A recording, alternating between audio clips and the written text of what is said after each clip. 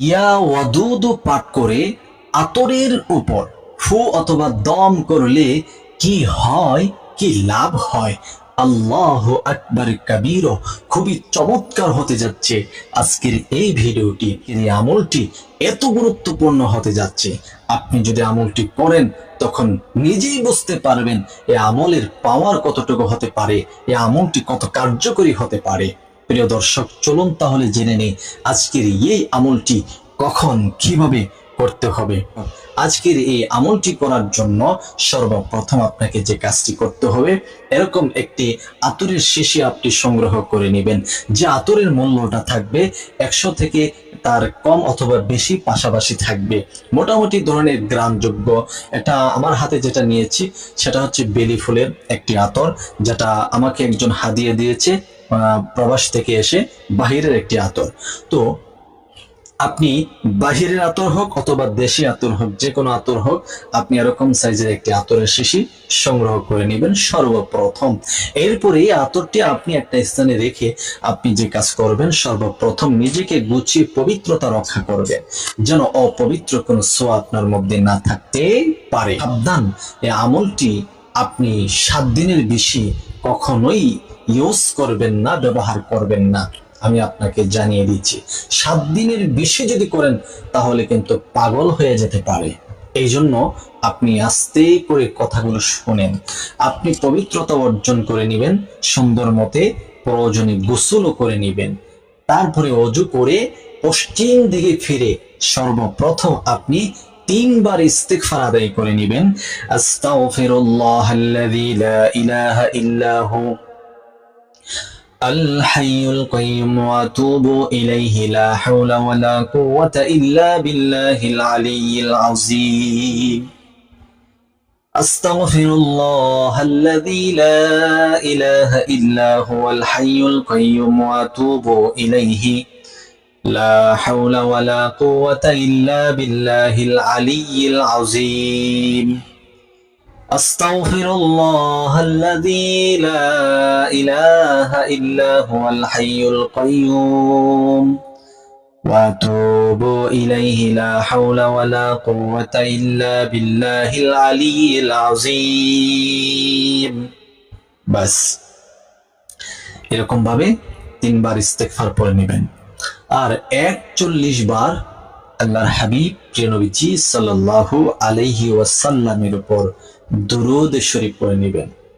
আপনার হাতে যদি সময় থাকে তাহলে দুরূদে ইব্রাহিম পড়বেন। আপনার হাতে যদি কম সময় থাকে সেক্ষেত্রে সংক্ষিপ্ত যে দুরূদ আছে সেই দুরূদ আপনি পড়ে নেবেন। আমি একবার দুরূদে ইব্রাহিম পড়ে দিচ্ছি।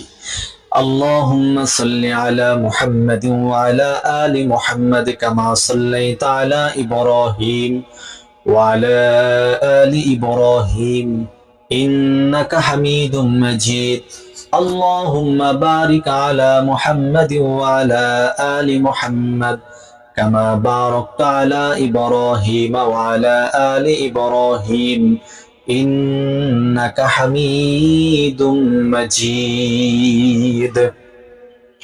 এই যে দুরূদ পড়ছি না, এই দুরূদের নাম হচ্ছে দুরূদে ইব্রাহিম। এই দুরূদ আপনি কমপক্ষে 41 বার পড়বেন।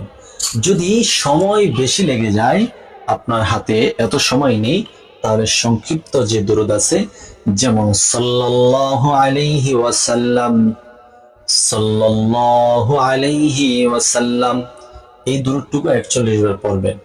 অথবা আল্লাহুম্মা সাল্লি আলা সাইয়্যিদানা ওয়া নাবিয়্যানা ওয়া শাফিয়্যানা ওয়া হাবিবানা ওয়া মাওলানা মুহাম্মদ,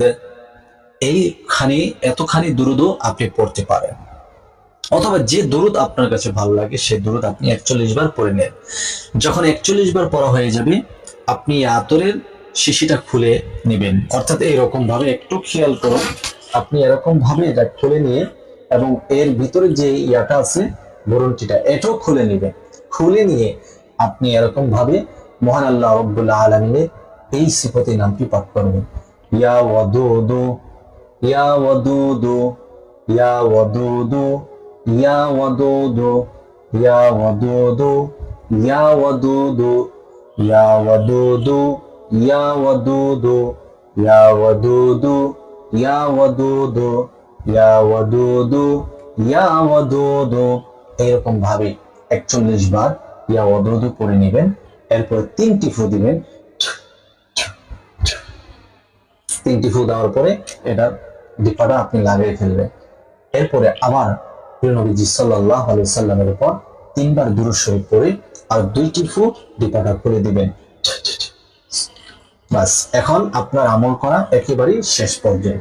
এখন কথা হচ্ছে, আপনি এই যে আমলটি করেছেন, এই শিশিটা কি করবেন, আতর কি করবেন, করলে কি লাভ কি ফায়দা হতে চলছে, চলুন আমরা জেনে নিই। তারপরে এখনো যারা আমাদের এই চ্যানেলটি সাবস্ক্রাইব করেননি, প্লিজ সকলকে বলবো দয়া করে চ্যানেলটি সাবস্ক্রাইব করে ফেলুন এবং আজকের এই ভিডিওটি শেয়ার করে সবার মাঝে প্রচার করে দেন। প্রিয় দর্শক, এই আমলটি হচ্ছে একটি বাধ্যকরণ, একটি বশীকরণ।